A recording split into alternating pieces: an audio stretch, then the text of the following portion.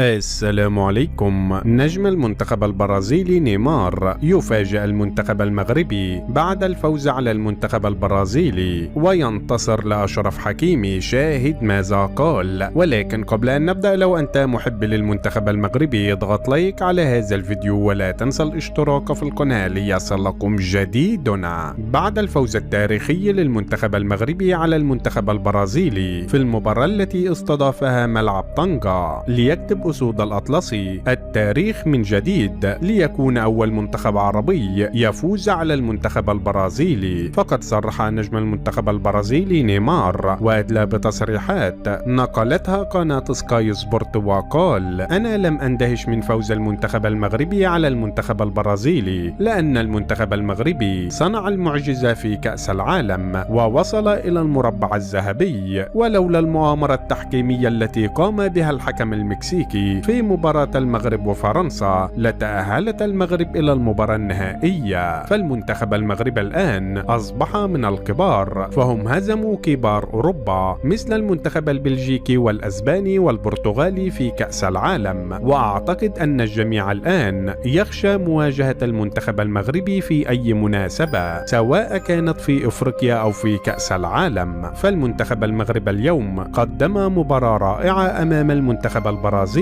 ويستحقون الفوز بكل جدارة واستحقاق. فالمنتخب المغربي يضم كوكبة من أفضل اللاعبين في أوروبا على غرار أشرف حكيمي وياسين بونو وحكيم زياش وسفيان مرابط. وأكثر ما أعجبني في هذه المباراة هي مشاركة اللاعب أشرف حكيمي، وهو صديقي على المستوى الشخصي في باريس سان جيرمان، وأنا حزين للغاية لما يتعرض له حكيمي في هذه الفترة بسبب اتهامه باغتصاب فتاة فرنسية، وأنا أعتقد أنه بريء من هذه التهمة، وأنا سأقف بجانبه في هذه المحنة حتى تثبت براءته. فأنا أجريت اتصال هاتفي به قبل هذه المباراة لأدعمه، لأنه يعاني من أزمة نفسية بسبب هذه المشكلة. وفي النهاية، لو أنت محب للمنتخب المغربي اضغط لايك على هذا الفيديو ولا تنسى الاشتراك في القناة ليصلكم جديدنا.